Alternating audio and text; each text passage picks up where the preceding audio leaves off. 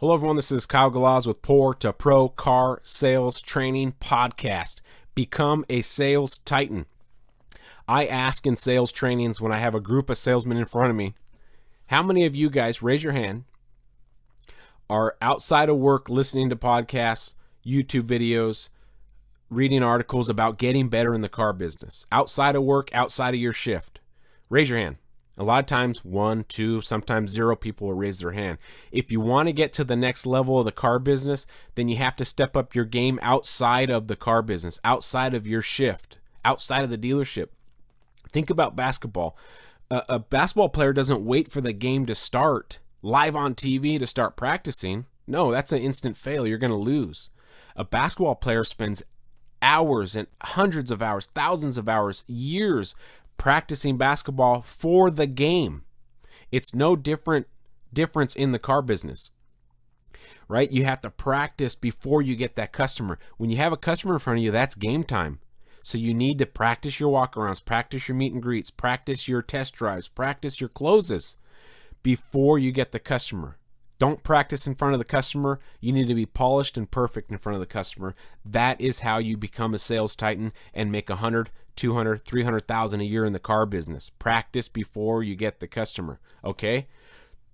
Season 2, Episode 5, we're talking about the payment close. We're going to keep it simple because the payment close is supposed to be a simple close, okay?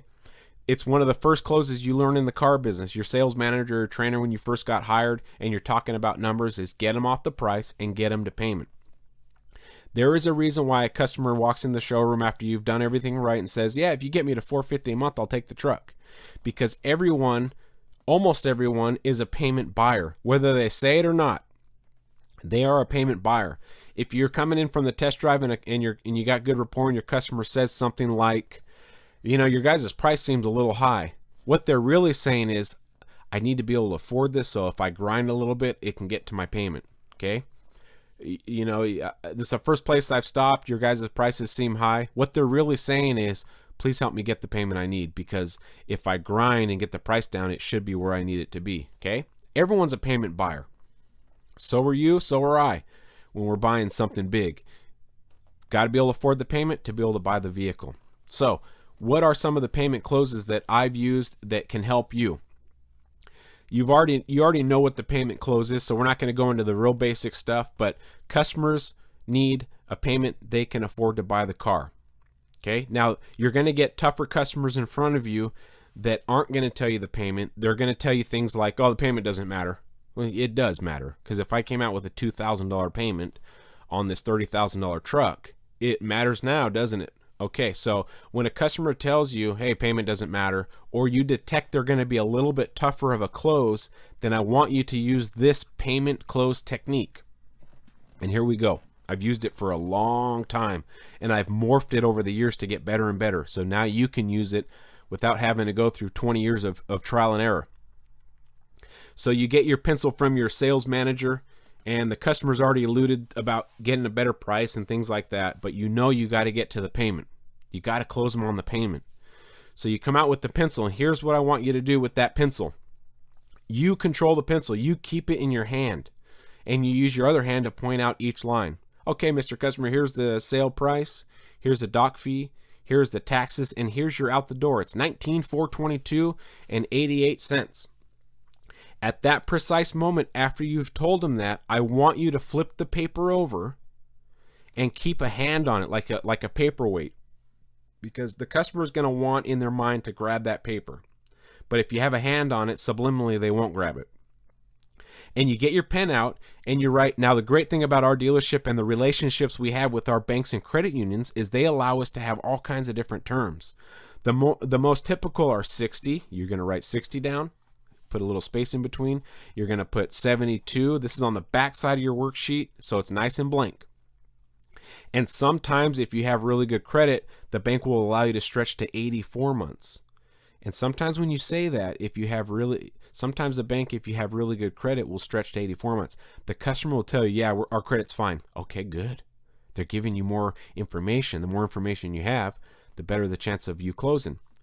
Okay, and what we like to do with these 3 payments is give our customers options. We'll write, the payment under the 60 months and put a star underneath. 72 months, another star underneath. And 84 months. And then our job as a dealership is to fight with the banks on your behalf to get you the very best interest rate. Because a lot of times, and this is where you cut them off at the pass, so they don't want to grind you. A lot of times the customer will grind and grind and grind us for, $1,000 or $500 off, and it barely changes the payment a couple bucks. But you allow me to do my job, I grind the bank for 2 or 3 points of interest better, and now you've saved $70 or $80 a month in payment. And that's one of the things why we're so successful here. We put our very best price up front, but we fight tooth and nail with these banks to save you the most on the interest rate and save you the most on the payment, because that's where the payment is most affected, is that interest rate. And then I take that paper, right? I just wrote all those things on the back. I put it in my file, and I never open that sucker up again. So my finance manager is going to get some payments and terms for you, and then you can decide between you two, hey, you know what, Kyle, the 72-month looks good. Okay, excellent. Boom. Pull up the credit app and start doing the credit app. You've diverted them from, you've taken them like 4 or 5 steps away from the sale price, okay? Remember, you showed them the sale price. You flipped the page over. You kept your hand on it like a paperweight. You wrote 60 space 72 space 84. If your credit's good enough, sometimes the banks will stretch to 84 months. Oh yeah, credit's fine. Okay, perfect. And what we like to do is battle with these banks, okay? And you go back to that speech I just said, that close. A lot of times a customer, cut them off at the pass, right? You don't let them grind you. You tell them already the experiences before. Customers will grind us for 45 minutes. No one wants to buy the car anymore. We don't even want to sell the car anymore. And the payment's still too high. So what we do is we put our best price up front, and then we grind with these banks on your behalf, because the interest rate changes the payment the most. And you get right into the credit app. Now you're going to have to turn that verbiage into something that you can use. But the moral of that story is you show them the price, you hold the paper, you flip it over, and you get onto the payment, the terms, the interest rate. We fight for you because price will change it a few bucks, but interest rate changes it a ton. You put the paper away and you go to the credit app. Okay?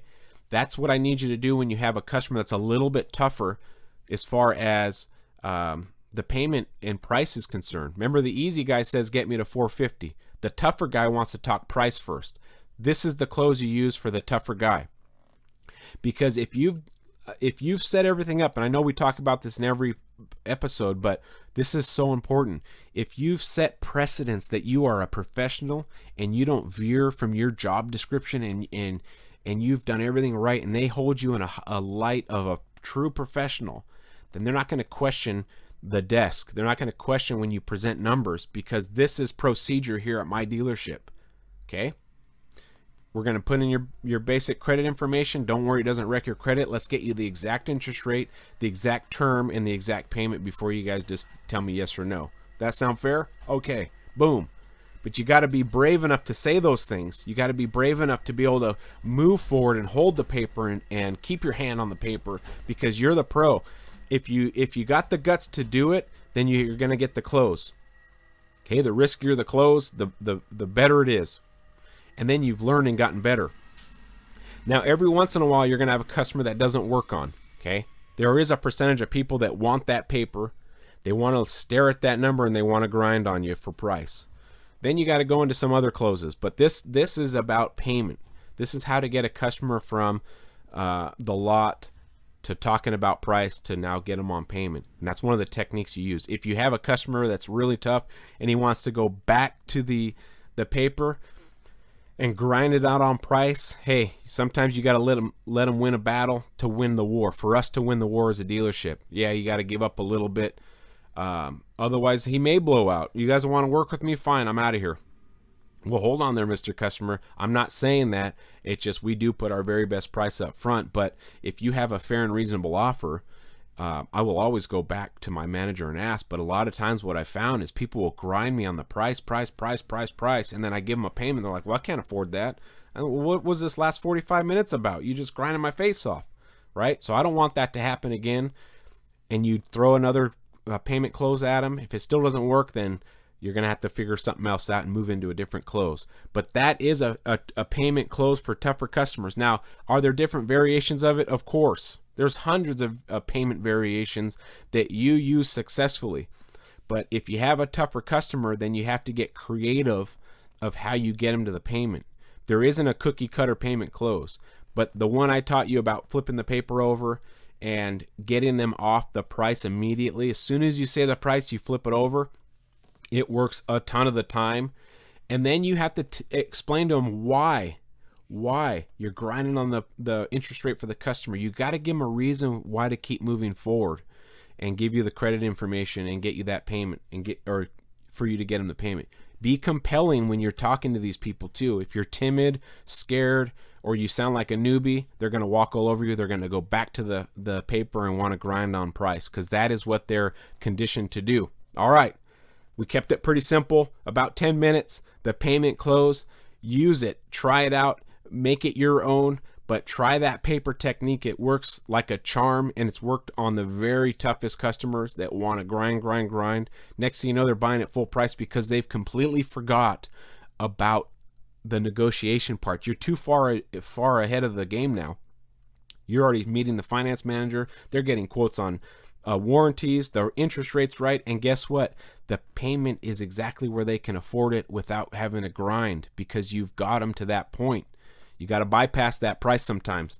Okay, I look forward to hearing from you. Message me on Facebook. Become my friend on Facebook, Kyle Galaz, or find me on Instagram, Poor2Pro _Car Sales Training. Kyle Galaz, out.